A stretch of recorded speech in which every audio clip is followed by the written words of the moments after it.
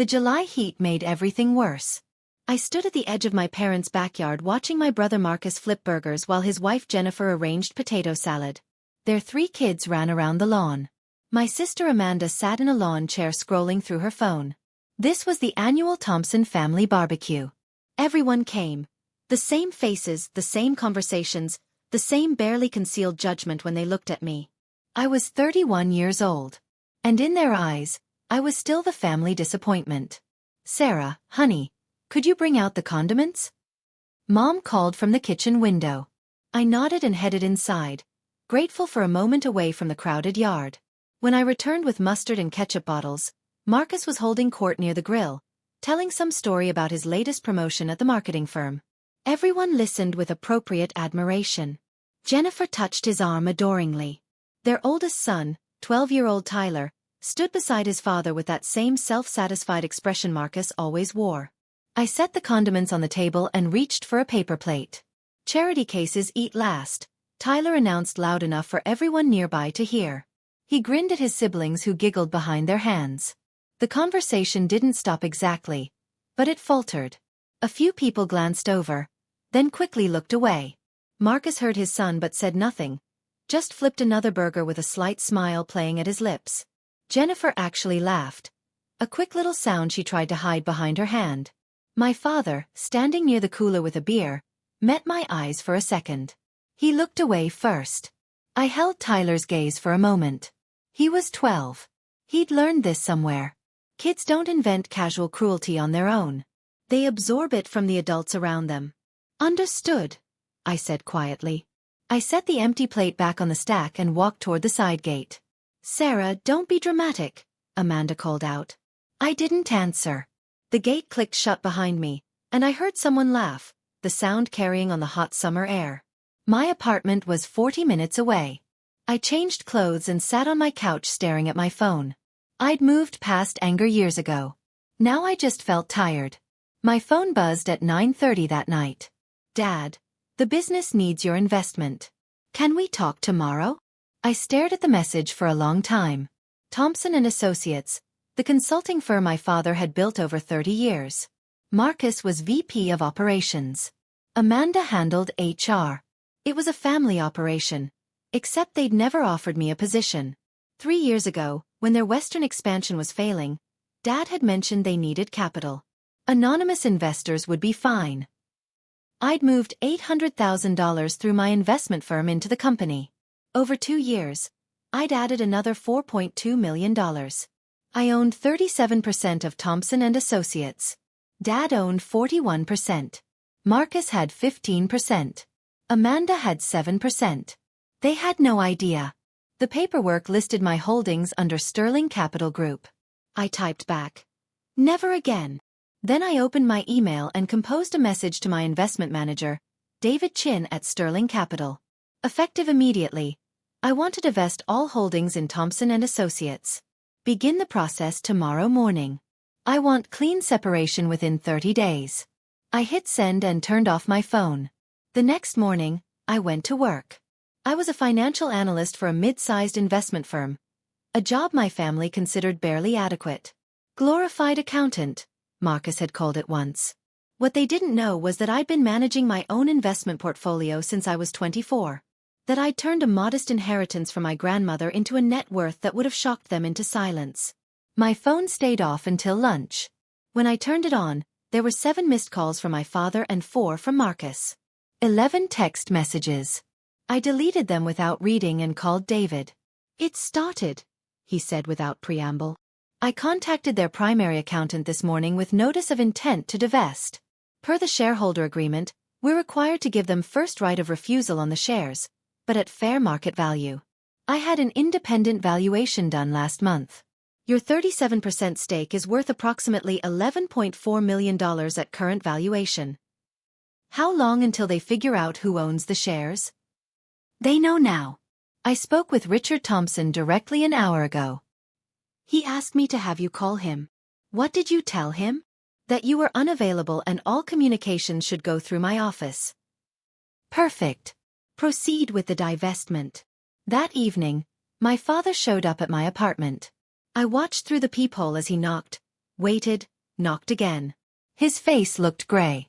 After 5 minutes, he left. The messages started coming faster. Mom, Marcus, Amanda, even Jennifer. All variations of the same theme. We need to talk. This is a misunderstanding. Family doesn't do this to family. Family doesn't do this to family. I thought about Tyler's grin, about Jennifer's laugh, about my father looking away. On day 3, David called with an update. Thompson & Associates doesn't have the liquid capital to buy you out at fair market value. Their bank is refusing to extend additional credit for a shareholder buyout. Marcus Thompson called me this morning, somewhat agitated. He suggested you might accept a lower valuation in the interest of family harmony. What did you say? I told him shareholder agreements don't have family harmony clauses. I smiled despite myself. What are their options? They can attempt to secure outside investment to buy you out, which will take time and likely require them to take on a new partner. They can attempt to secure a business loan using company assets as collateral, which their bank has already indicated is unlikely given their current debt load. Or they can find another buyer for your shares, which means bringing in an outside investor who might want board representation. How long can this process take given their financial situation? Could be 60 to 90 days to resolve. In the meantime, you still own 37%, which means they can't make major business decisions without your approval. Make sure they understand that last part. On day 5, my mother came to my office. The receptionist called back, uncertain. There's a Patricia Thompson here. She says she's your mother. Tell her I'm in meetings all day. I watched from the conference room window as Mom stood in the lobby, her purse clutched in both hands, looking smaller than I'd ever seen her. After 20 minutes, she left. The messages shifted tone. Anger crept in. How could I do this? After everything they'd done for me? Did I know what this would do to the business, to their employees, to the family? I didn't respond to any of it. On day 8, Marcus showed up at my apartment building. He waited in the parking lot for 3 hours. I stayed inside, watching from my window as he paced, made phone calls, sat in his car with his head in his hands. Eventually, he left. That same evening, David forwarded me an email chain. Thompson & Associates primary lender, First National Bank, had requested an emergency meeting. The loan officer wanted clarification on the ownership structure change and how it might impact their outstanding credit lines. The bank was concerned about stability. This is standard procedure when there's significant ownership flux, David explained when I called him. But it's putting pressure on them. The bank won't make any moves on new lending until the ownership situation stabilizes. How does that affect them? They have a major equipment lease coming up for renewal next month. Without bank approval, they'll have to pay cash or let the lease lapse. Their entire infrastructure runs on leased servers. I processed that information silently. David continued, I also received a call from their corporate attorney, Linda Morrison. She wanted to know if there was any way to resolve this that didn't involve outside investors. She seemed quite worried about the firm's future. What did you tell her? That my client's decision was final. On day 10, Amanda managed to corner me at a coffee shop near my office. I didn't see her until she was already sitting across from me. You're destroying Dad's legacy, she said without preamble. Her eyes were red. Over a stupid comment from a child. This isn't about Tyler. Then what is it? About money? Because we can work out a payment plan. We can find a way to buy you out that doesn't involve selling to vultures. It's not about money either. Then what? I looked at her directly. I want you to think about every family gathering for the past 10 years. Every dinner, every holiday, every barbecue. I want you to count how many times someone made a comment about my job, my apartment, my life choices. I want you to remember how many times you laughed along or said nothing or told me not to be so sensitive. We were joking. You were joking. I was being erased. Amanda's face crumpled. This will ruin Dad. The business is his whole life. He should have thought about that before he taught his grandson that some family members are worth less than others. She left without another word. The deal with Westmore Partners closed on day 28.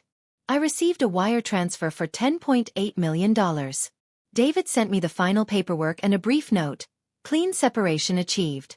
Thompson and Associates now has 2 board members from Westmore Partners. They're implementing an immediate operational review. The first board meeting happened 3 days later.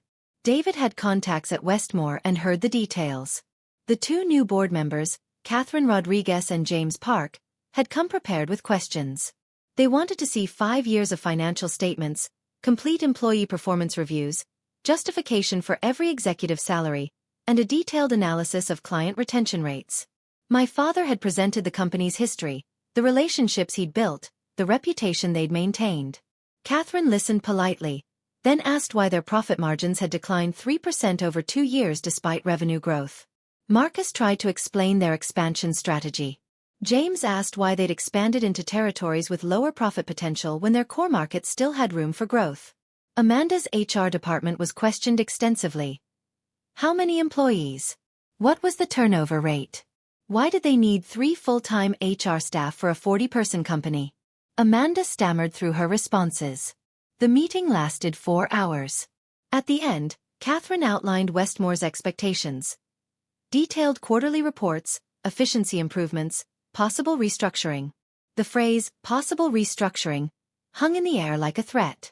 I heard through the family grapevine, cousins and aunts who still reached out occasionally, that Marcus had actually cried in the parking lot after that meeting. Jennifer had to drive him home. Dad had been silent for days, just sitting in his home office staring at papers. The business would survive. David assured me. Westmore specialized in turning around mid-sized firms. They'd make it more efficient, probably more profitable. But it wouldn't be the Thompson family business anymore. It would be a company that happened to employ some Thompsons. My father now had to present quarterly performance goals to people who didn't care about his 30-year legacy, only about return on investment. I didn't feel triumphant. I felt quiet. 3 months after the barbecue, I received a letter, actual paper in the mail. My father's handwriting on the envelope. Inside was a single page. Sarah, I understand now what we did. What I did. I taught my children and grandchildren that success looks a certain way. And anyone who didn't fit that picture wasn't worth the same respect. I taught them that some people eat first and some people eat last. I'm sorry it took losing everything to see how wrong I was. I know this apology doesn't fix anything. I'm not asking for forgiveness.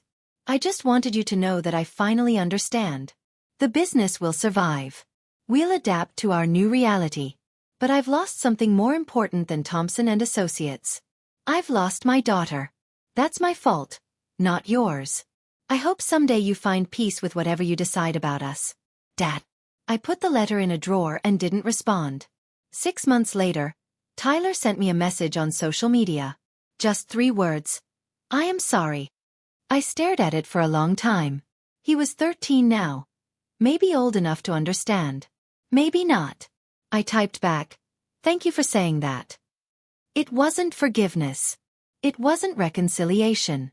It was just acknowledgement that words matter, that cruelty has consequences, that charity cases sometimes hold all the cards. I never went back to another family barbecue. But sometimes late at night, I thought about what David had said about family harmony clauses. How shareholder agreements are built on clear terms and fair valuations, not on blood relations and assumed loyalty. Maybe that was the lesson. Maybe the real charity had been mine all along, pretending that their version of family was worth the price of my dignity. I'd stopped paying that debt. And I'd never been wealthier.